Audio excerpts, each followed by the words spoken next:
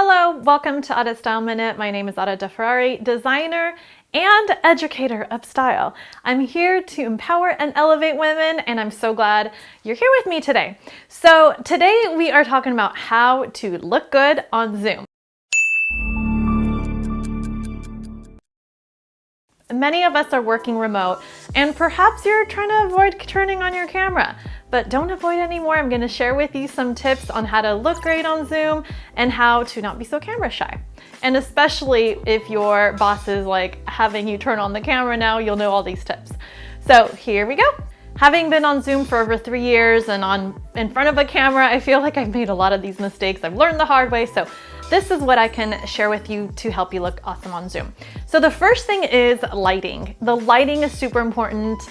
I am many times with clients on Zoom and their lights are kind of low. It's really hard to see not only their beautiful faces, but also what they're showing me, like their clothes or whatever it might be. So lighting is super important. The best tip I can give you is to allow as much natural light as possible into the room, and especially having your laptop, I'm assuming that you're gonna be on a laptop when you're on Zoom, having the light in front of you and not behind you, it creates kind of a funky glare if you have light behind you. So have it in front of you. If you don't have natural light, so setting up in front of a window is great. If you can't do that, then having like a ring light, you can get that on Amazon, or having set up lamps or something right behind the computer is really important so that again, it gives, shines light onto your face. Okay, so the next thing is propping up your computer. So here I have my computer propped up on just this box. You can use puzzle boxes, books, whatever it might be. But the reason you want to prop it up is so that the camera is eye level and it's not like down lower and basically showing everybody your nostrils. It's just a lot nicer when the camera is up higher. So you can use books or whatever it might be just to stack it up. And if you're using your phone, you can use a tripod, but just get it kind of higher so that it's eye level. Also, you probably know this, but when you're speaking to somebody on the other end, you want to look right into the camera, just the way I am looking at you right now into the camera, and now not lower. So that, I mean, it's kind of weird to do that. I know it feels weird, but if it's an important meeting and you really need to look at somebody, then look into the camera because that's when they can see you. The next thing you want to think about is your background. So obviously everyone could see the background, and so there's lots of really cool tips. You can set up a green screen. Like, I'm not an expert on backgrounds necessarily, but these are just some ideas that you can maybe look up as well. Setting up a green screen, you can set up even basically like a curtain in the back if you wanted to do that, just set up against a white wall. You can put something up like either a fabric, or there's lots of really cool backgrounds on Amazon that you can buy and you could just hang it up behind you. If you have some kind of neat shelving, you can do and play around with that as well. But the background is important, and especially if you're turning on your camera for work and your living room or whatever is kind of messy, it could be a distraction. So background is important to pay attention to. And what I do is I just have a setup already done in my work home office. And so anytime I get onto a call, I take it from that room because I know the lighting's good, the background's pretty decent. So that's what is just a lot easier to do, is already have that background set up. Okay, so now you have your lighting set up, your camera, or in other words, your computer is propped up, you have a nice background. Let's talk about the camera itself for a second. So if you're somebody that's going to be doing a lot of professional calls on Zoom, one of the things that I just recently upgraded to, and I just feel like it makes a world of difference, is getting a webcam. Of course, it depends again how professional you want to get, but I think a webcam, it just has this like higher definition. I got the Logitech Brio. This isn't an advertisement or anything, but I was recommended by a friend and I thought I'd give it a try, and it looks really good. I could really tell the difference. In fact, actually Zoom or other video calls, they have filters you can play with and lighting and stuff like that you can set up. It's getting really sophisticated. So it really helps to maybe like even choose like the filter with the lipstick or whatever. I've done that before.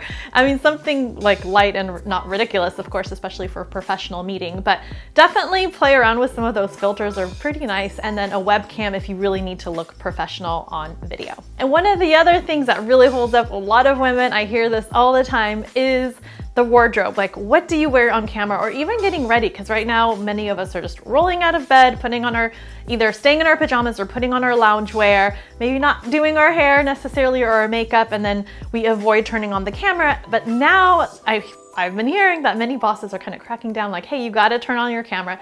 So what do you do? How do you get ready super quick? So my advice to you is to create like a little mini capsule collection of items that you can quickly throw on.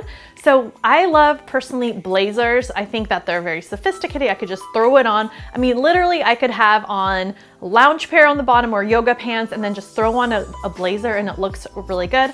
Also, if blazers aren't necessarily, it's a little bit too professional for you, you can throw on a kimono. I have actually a work colleague who loves kimonos, and she wears just a solid, simple dress, and then she just switches out her kimono on top. I think it's such a cute and chic look, and it's super easy. So you can just have those lined up the way that I have these clothes here. You can have a rolling rack in your home office or just in your closet and just have like your kimonos, blazers, or nice cardigans set up for you so that you can just throw them on quickly. The other thing, just quick tips on what colors to choose that look better on camera. The first thing, actually, what you want to avoid are just dull colors like gray, browns, beiges. You've probably seen them on me here on video, and they're just kind of, I don't know, they look a lot better in person than they do on camera. They don't read as well on camera. They kind of wash you out a little bit. And so choosing something a little bit more like just in color and avoiding the browns and the grays is kind of the best way to go. And then choosing solids.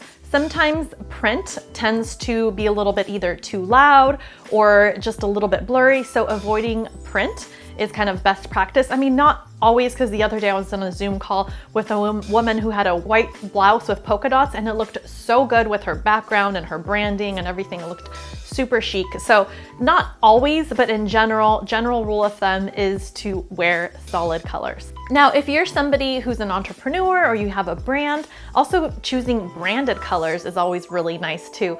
I had also a recent call with a woman who has her own company, and she wears blues, purples, and like these gorgeous jewel tones on camera, and it's really on brand. It works really nice with her background. So that's also something that you can think about, either your brand colors or just colors that you personally super love and make you happy. The other quick tip, I mean, usually on Zoom you're kind of waist up, so you can't necessarily see everything, but choosing necklines that are maybe a little bit more interesting, little cutouts are nice, because it just gives your outfit a little bit of like that unique oomph, if you will. Avoiding things that are too ruffly, too baggy is best practice, because sometimes the camera tends to distort us.